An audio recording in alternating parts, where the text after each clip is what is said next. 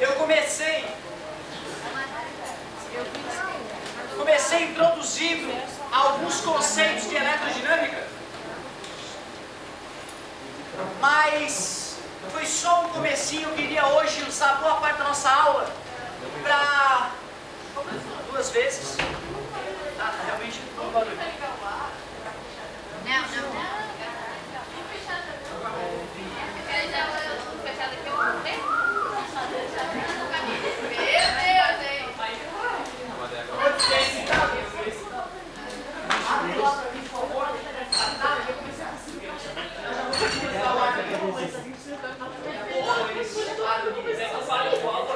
Obrigado, querido. Daqui a pouco eles vão terminar de aspirar o lixo que nós jogamos nos bueiros e aí vai dar tudo certo. Ô, galerinha, olha só. O negócio é o seguinte.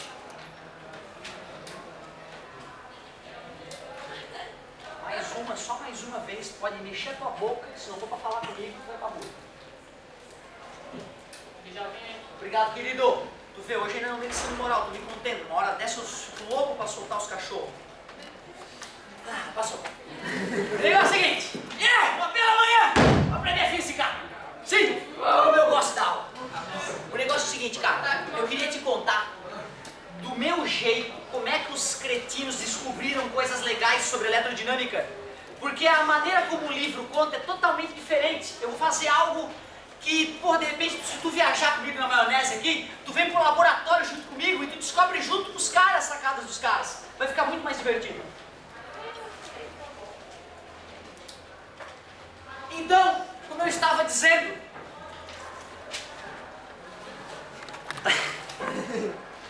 É assim, né? A vida é assim mesmo.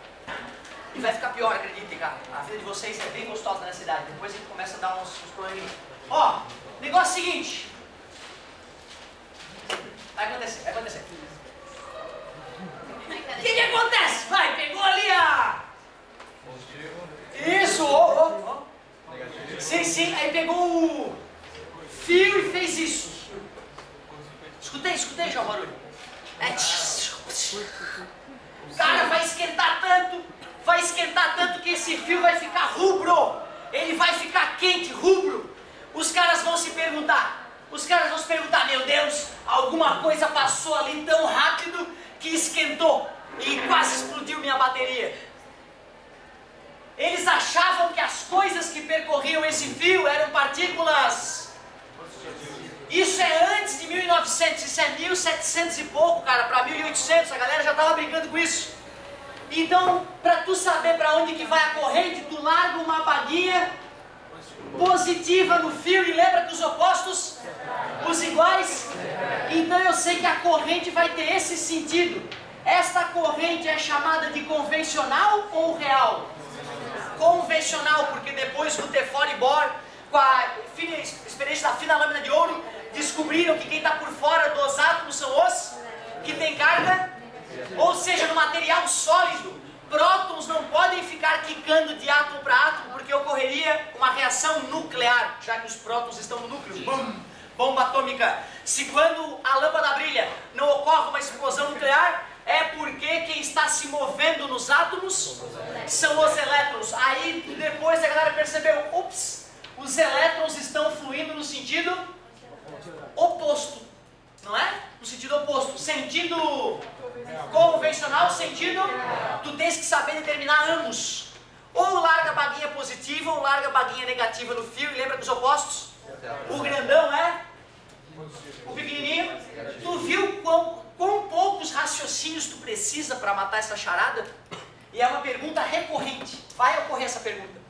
Bom, mas como não dava para suportar essa situação durante muito tempo, porque o fio ficava muito quente a ponto de derreter, eles, putz, vou ter que botar alguma coisa ali no meio daquele circuitinho para que dê de brincar com ele. E os caras foram então cortando o fio e colocando alguns objetos. Cara, objetos bizarros eram colocados no circuito. Dizem que o homem colocou a mãe dele no circuito. Te juro, cara, parece que o cara, o homem é o gênio que vai entrar em nossas vidas a partir de hoje, certo? Agora, olha só. Vamos supor, então, que o homem está estudando Resistores, resistor. Por que ele tem esse nome? Porque ele resiste à passagem de corrente elétrica. Para que eu possa estudar um circuito elétrico, eu preciso de instrumentos. Não resiste por total, né? Exatamente, senão seria um isolante. Ele resiste à passagem de corrente elétrica, mas não totalmente. Se eu botar borracha ali, né, não acontece nada.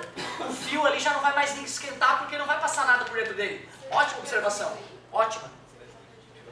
Isso, ou seja, é para diminuir as coisinhas que estão passando por ali, que nós vamos chamar a partir de hoje de intensidade de corrente elétrica.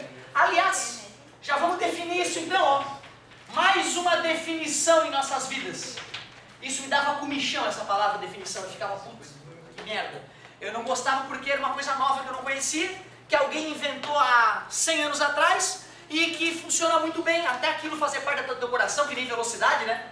Ah, o cara bateu a 100 por hora, nossa, se matou. Velocidade é uma coisa comum pro teu dia a dia, né? Agora o cara foi eletrocutado com 3 amperes. Porra, ampere, sei lá o que é ampere, cara, né? Não tô acostumado no dia a dia, não sei se é perigoso ou não, né? Por isso que definição me causava pânico. Definição de quê, professor? O nome completo da criança é intensidade decorrente elétrica. Esse é o nome completo. Amanhã nós vamos chamar de corrente elétrica. Depois de amanhã, corrente. Então tu vê, né? A corrente não é uma corrente de botar no pescoço de pendurar o vaso. É uma corrente elétrica aqui na física C. Adivinha a letra? Intensidade de corrente elétrica. Imagine que eu pudesse ter uma máquina para olhar as partículas fluindo pelo fio. Se eu contasse quantos elétrons passaram por ali num determinado tempo, seria uma boa forma de medir a corrente elétrica, né? Ver quantos elétrons passam a cada segundo pelo fio. Mas como são zilhões de elétrons, nós mediremos a quantidade de carga. Esta é a definição de intensidade de corrente elétrica. Não te preocupes com a carga ser positiva, porque é em módulo que nós faremos o cálculo. Imagine que eu digo então, neste fio está passando 10 coulombs num tempo de 5 segundos. Calcule a intensidade da corrente elétrica. 2 coulombs por segundo, que nós chamaremos de ampere, para puxar o saco de um grande gênio da área. Ampere. Então tu vê, né, cara, essa ideiazinha. E lembra da caixa de luz lá da tua casa, o quadro de luz, com os disjuntores?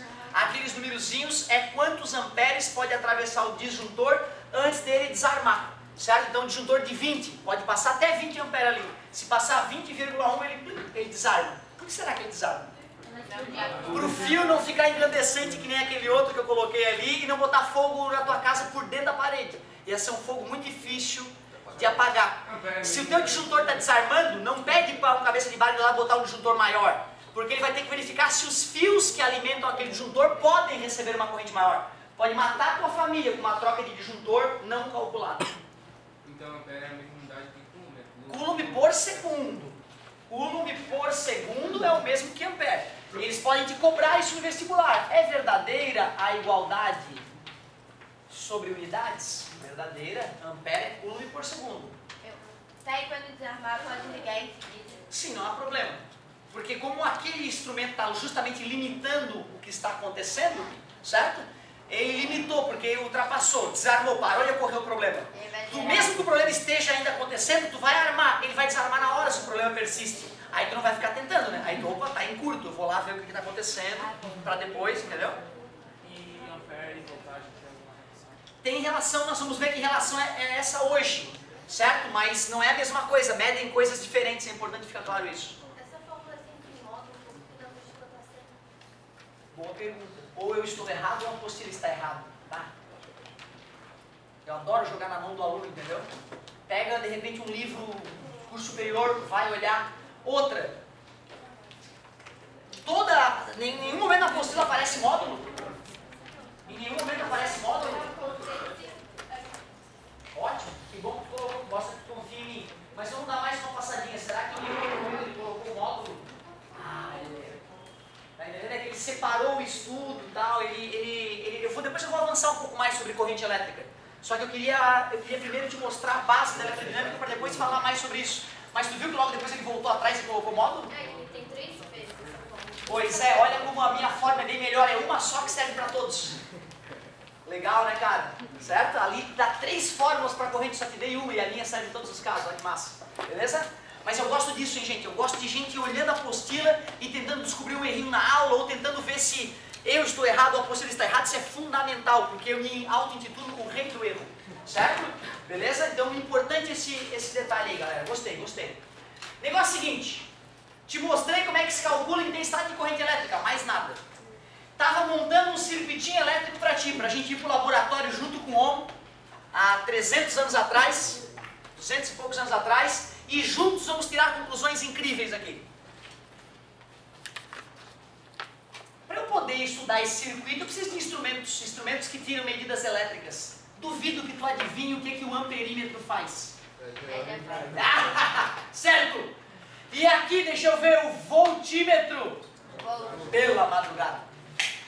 Depois vai ter aula sobre instrumentos de medidas elétricas. Vou te explicar que o amperímetro a gente sempre conecta em série, que a resistência interna dele é nula, vou te explicar por quê. Vou te falar que voltímetro é conectado em paralelo, que a resistência interna dele é infinita, mas isso é depois.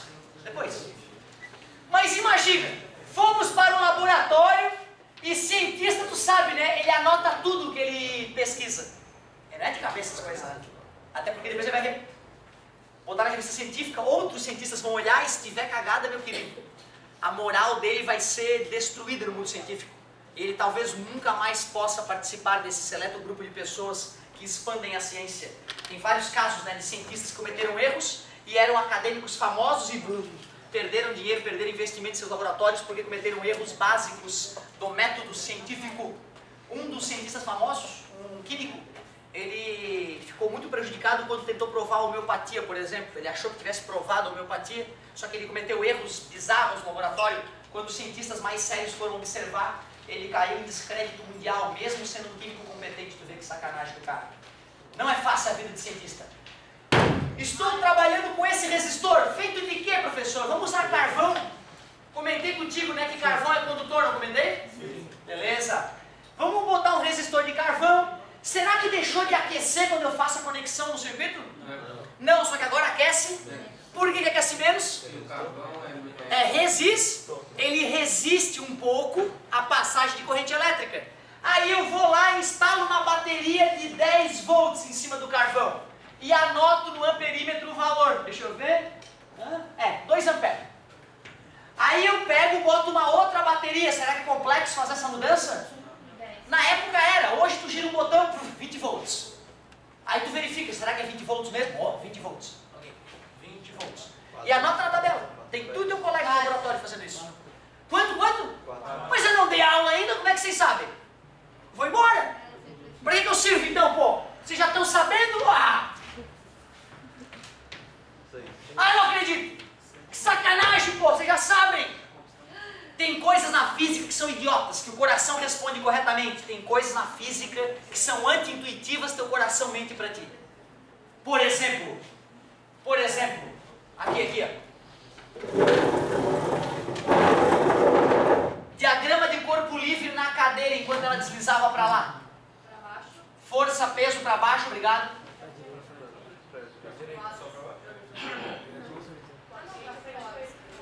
O atrito para o lado esquerdo, a força normal e nada mais. Da cadeira é só isso. Não existia mais forças atuando na cadeira depois que ela desgrudou da minha mão. Tá vendo como o coração te trai em algumas coisas mais elementares do que a elerodinâmica? Nós vivemos a partir de um mundo que nos informa que para haver movimento deve haver força. Nós todos estamos errados, Newton está certo. Newton provou para o mundo que não precisa ter força no sentido do movimento.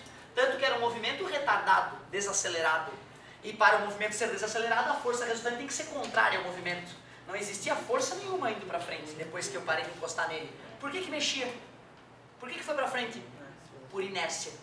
Tá vendo? Eu só estou te falando isso porque tem coisa na física que é idiota, como essa aulinha que eu estou te dando agora. A primeira lei de Newton, ela não é idiota, ela é foda de entender. Eu já vi professor botando a força para frente. Tu vê que sacanagem, né? Então toma cuidado, tá, galerinha? Diagrama de corpo livre é muito importante de tu entender. A primeira lei de Newton é foda, cara, do cara sacar ela, né, às vezes. A inércia é sacana. Beleza, mas eu gostei, hein? Vocês mandaram bem pra caramba. Dobrou a tensão? Dobrou a corrente. Triplicou a tensão? Quer dizer que a corrente que percorre um resistor é proporcional à tensão aplicada nele. E tu viu, teu coração já sabia disso, cara. Então vai ficar muito fácil essa nova parte da física. Mas eu já estudei o carvão, eu não quero mais, eu vou trocar. Eu vou tirar o carvão e vou colocar um resistor metálico. Novo resistor. Vamos para o laboratório, não toquem em nada. Eu vou usar as mesmas 3 baterias disponíveis no laboratório, tudo bem? Deixa eu ver. 10 volts. Ou 5 amperes. 10 amperes. 15 amperes. Meu Deus, é ridículo. O homem fez esses 2 experimentos e escreveu uma lei mundial. A corrente é diretamente proporcional à tensão. Será que foi assim? Faz 2 experimentos, virou ciência. Tá de sacanagem. Ele faz com tomate. Ele bota um cachorrinho no circuito. Ele pega resistor de cádmio, de bário, de flúor, de tudo que tu pode imaginar. Vai botando tudo que é condutor na vida que ele conhece, ele instala no lugar do resistor, do carvãozinho. A mãe, bota a mãe, vai lá, mãe. Porra! Aí ele faz isso com 1000 materiais. Em todos esses 1000 materiais, quando ele dobra a tensão, dobra a corrente, triplica a tensão, porra! Aí eu sou foda, eu descobri uma lei universal. Em um circuito elétrico, a corrente que percorre o resistor. É, o fio também, né? Mas eu tô focada nele, né? O resistor é de a tem aplicada sobre ele. Primeira lei de Ohm. Vamos escrever a primeira lei de Ohm. Primeira lei de Ohm, que tu já sabe, tu já sabia antes dessa aula, eu te provei que tu já sabia antes dessa aula. A intensidade. O I, né? Aqui, eu tô sem tempo. O I é diretamente proporcional ao V. Concorda comigo? Ou melhor, o I em um resistor, faltou essa parte, me perdoe. O I em um resistor, o que o resistor faz? Resiste à passagem de corrente elétrica. É diretamente proporcional a V. Tudo bem para vocês? Porém, o tempo foi passando. A galera descobriu os semicondutores, tipo o galho e o silício, que tu tem no teu bolso agora, certo? Que é para fazer chip de computador, qualquer computador. O celular é um puta de um computador, mais foda que o das naves da NASA, certo? Só é menos confiável, mas é muito mais foda. Então, na verdade, tu tem um monte não, que é pouquinho, um pouquinho de silício ou galho. O galho é mais comum de se usar para fazer chip de computador. O Vale do Silício, já ouviram falar? Certo? Bom, quando pegaram esses materiais que são semicondutores, tem que conseguir repetir, né? Pô, acabei de falar, não estou pedindo muito, né, pai? Semicondutores, eles perceberam que quando dobrava a tensão, não passava corrente, não passava antes nem depois, triplicava a tensão, não passava corrente, de repente aumentava um pouco mais e uma enxurrada de corrente passava. O Ohm se arrombou, não é lei, o Ohm se arrombou. Tu vê, ele fez toda a pesquisa, milhares de materiais, todos obedeciam à lei. Aí a galera continuou fuçando e descobriu que tem vários materiais que não obedecem à lei. Então não é lei. Lei é que é obedecido por tudo. Vamos ter que jogar fora o trabalho de Ohm. Será? É mais fácil escrever assim, ó. O I em um resistor ôhmico, só acrescentar uma palavra, volta a ser lei. Tu vê, né, cara, como tem uma politicagem toda por trás da brincadeira, né? Eu é que tenho que perguntar para vocês, o que é o significado dessa palavra, ôhmico? São os resistores cuja corrente É diretamente proporcional. É que obedece a lei, que é diretamente proporcional. Sabe quais resistores são ômicos? Todos que tu vai trabalhar. Tá beleza? Ou seja, na verdade não tem que te preocupar com isso, entendeu? Na verdade é só por uma questão teórica. Todo resistor obedece à lei de Ohm? Não. Isso, todo resistor obedece à lei de Ohm? Tem tudo errado. Não. Só isso. Só isso. Ô galera, relaxa. Talvez tu não tenha entendido. O cara assim, ó, primeiro ele achava que todo material do mundo obedecia. Quando descobriram que tinham materiais que não obedeciam, não quer dizer que a lei é lixo, que não funcione. Ela funciona todo dia na tua casa, o tempo inteiro, na tua vida, cada botão que tá perto, a lei de Ohm tá bombando ali. É que na verdade, se eu coloco todo o resistor do mundo, não é lei, porque tem uns caras que não obedecem. Se eu coloco a palavra ômico para amarrar na lei, acabou. Ou seja, é algo filosófico. Continua valendo a lei? Continua. É para todo mundo? Não, mas só vai fazer cálculo para o cara que pode usar bonitinho. Não tem estresse. Quer ver? Uma outra forma de tu reconhecer isso, ó. Se eu fosse fazer o gráfico V por I, o que ia acontecer? Dobra isso, triplica, triplica. É a ideia da equação de primeiro grau, é uma reta. Então, se tu olha o gráfico V por I e for uma reta partindo da origem, o resistor é do tipo... Se for uma curva... Pode ser o que tu quiser, é ômico. Não, é isso que eu preciso. Que tu saiba que existam resistores ômicos, a grande imensa maioria, e tem exceção que não é ômico, que não vai obedecer essa regrinha tão bobinha que a gente fez. Tu vê, apesar de a primeira lei de Ohm dizer isto, e tem um monte de questão bonita sobre a primeira lei de Ohm. Pode falar, meu irmão. Você falar de uma fórmula, não é? Isso, é ela, é aí que nós vamos chegar. Agora, olha só que loucura. Quando me ensinaram, eu acho que se esqueceram de avisar para mim que uma coisa é a primeira lei de Ohm. Morreu. É a que diz que o I é diretamente proporcional ao V. Não foi isso? É isso que é a primeira lei de Ohm. Eu posso até traduzir ela de uma forma diferente, mas para traduzir ela de uma forma diferente eu preciso de uma nova definição, uma invenção, uma sacada. Pode demorar anos para penetrar no teu coração essa sacada. Mas vai ser hoje. Definição de resistência elétrica. Observem vocês que resistor é um dispositivo, é um objeto. E resistência elétrica é a característica deste objeto que nós vamos definir agora. Como é que será? Porque assim, eu estou trabalhando com só duas grandezas, né? VI. Dá uma sugestão para mim, como é que será que eu vou definir a resistência? É I dividido por V? Vamos ver. Vamos tentar. O amigo chutou e eu vou tentar. Aí nós vamos testar nos dois, nós vamos ver se faz sentido. Se fizer sentido a gente abraça a ideia, se não fizer sentido a gente muda a ideia. Não, é V dividido por I. Não, agora eu quero ir sobre V. E tu salvou minha aula, eu queria que alguém falasse isso. Foi um alinhamento astrológico, obrigado meu querido. Relaxa, gente, acompanha a minha historinha. Esquece a apostila, cara. A apostila ela já está indo pro final da história. Eu tô te contando o começo. Para tu entender o final da história, tem que entender o começo. É qualquer um dos dois. Não é qualquer um dos dois, claro que não. Deixa fluir! Deixa fluir!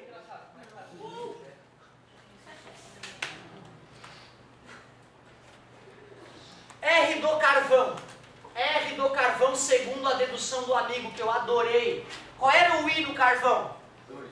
Pode ser o 2. Quanto é que era o V do carvão?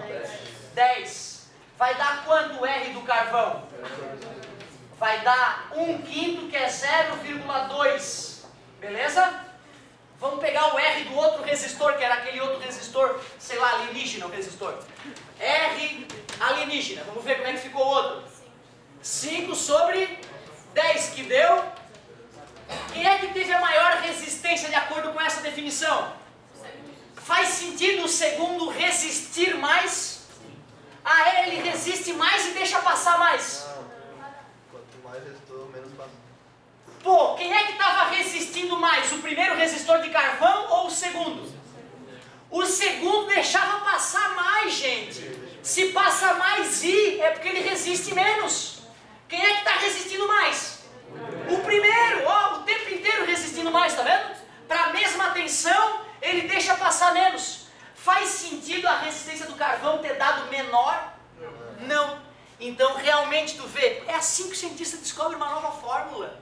ele pega as relações que ele mediu e fica tentando descobrir qual conta faz sentido para ele ver o que ele viu no laboratório. Já que a resistência do carvão tinha que ser maior e não menor, a ideia foi ridícula, não funcionou. É V sobre I, será que não é V mais I? Vamos ver, de repente não vai funcionar de novo. R do carvão, 10 volts sobre 2 amperes. E se eu quisesse usar aqui? E se eu usasse aqui? Ia dar o mesmo resultado. R do carvão, R do primeiro resistor, 5 volts por ampere. R do resistor metálico. Alienígena, perdão. Não, vou fazer de propósito assim, pode ser? Volt por... Deu 2 volts por ampere. Qual que tem a maior resistência? Faz sentido físico? Ah, e aí a galera começa a abraçar a ideia do cara. Mas tu viu quanta bobagem se escreve antes de produzir uma fórmula decente? Tu chuta às vezes relações matemáticas que não vão funcionando. No Brasil todo usa U. Quase só eu uso V. Adivinha por quê? Porque a UFSC usa V. Certo? Então é isso, o Brasil todo usa U, o babaca do Otávio usa V. O que significa 5 volts por ampere? A cada 5 volts, ou para passar 1 ampere, isso. Só precisa 2 volts para passar 1 ampere. É menos resistivo mesmo, né? Para puxar o saco de mais um grande sujeito, não mais usaremos volt por ampere, e sim ohm. Volt por ampere, a partir de hoje em nossas vidas, é a letra grega ômega, que só vai escrever assim hoje, depois vai virar um cogumelo do mal assim. É ohm. Ohm. Beleza? Certo? O meu ohm vai virar aquilo, vai ser utilizado. Ah, é que assim, ó, talvez até na apostila de vocês seja U aqui, ó. É que eu prefiro V porque lembra volts, a UFSC que gosta de usar V, eu me sinto mais confortável. Não sei U. Digo, não gosto. Se lembra? Beleza? Ô galerinha, o negócio é o seguinte. Foi difícil a ideia de resistência elétrica? Quantas variáveis envolvem? 3 variáveis, né? Eu te dou de mão beijada. E tu marca gol. Por isso que era para ser fácil. Eu já disse, né? Eu vou usar o V. Eu não gosto de usar a definição de resistência dessa forma. Vou multiplicar ambos os lados por I. V igual a R. A galera chama de URI. Talvez por isso seja legal U. Certo? Mas como tu sabe, eu não sou muito fã das brincadeirinhas, né? Mas se tu gosta do URI, tudo bem. Talvez se não lembra, tá bom? URI. Tá bom? URI.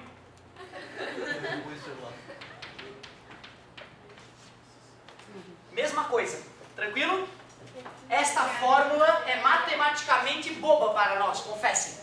Nós já enfrentamos coisas muito piores. 1 sobre F igual a 1 sobre P mais 1 sobre P', dividir C, dividir pelo de baixo, ficar pelo de cima. Isso aqui é ridículo. Ou tu divide ali, certo? Ou tu multiplica aqui, acabou. Vamos já então fazer os 3 circuitos mais toscos que podem existir na vida de uma pessoa? Me ajuda. Cria um circuitinho que tu supõe ser o mais bobinho do mundo aí. Faz que eu vou resolver ele contigo. O que teria que ter o circuito? Tem que ter fio, tem que ter resistor, tem que ter ADDP, legal. Quem que tu quer que a gente saiba? Resistor de quanto? 10 ohms, obrigado amigo pela simplicidade. Tem que ter um resistor de ampere. Ampere? Pode ser, vamos saber os amperes então. Quanto ampere está passando aqui? Tá passando. 2 amperes. Qual seria a pergunta? Qual seria a pergunta? Para o circuito abaixo ou acima, determine a DDP. Legal.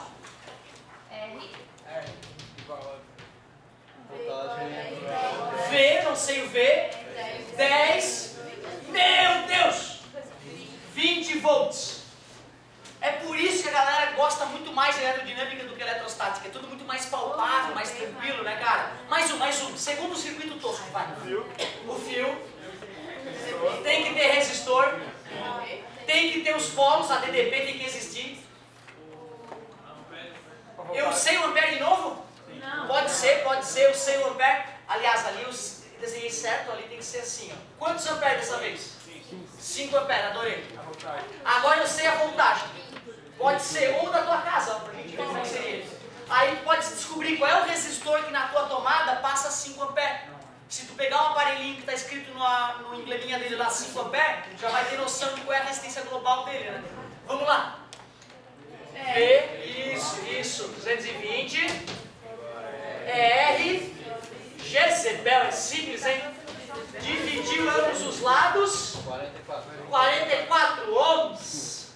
44 ohms. Eu falei, né? Eu já, ó. Se um grego vê isso, ele infarta, tá? Ele vai ser assim, certo? Isso aqui é o meu ômega.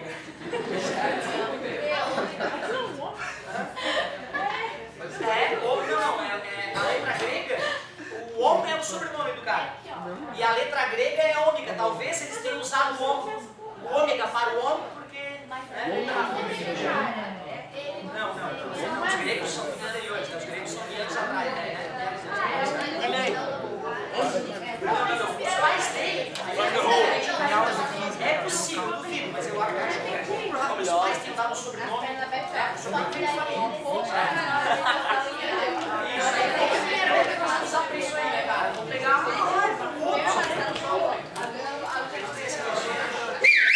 Estão me devendo um circuito bobão ainda, eu quero. O fio. O resistor pode botar onde tu quiser. Tem que ter DDP, senão não faz sentido. Horário ou anti-horário, sentido convencional? Deixa eu ver. Mais pro menos, né? Anti-horário. Esse é o I. Pera aí, o que eu não perguntei ainda? O I. Então o I dessa vez eu não sei. Quanto é que é o R? 10 de novo? E o V? Tanto faz. 666, muito bom. V igual a R vezes I. 666 a 100 e, portanto, tranquilo?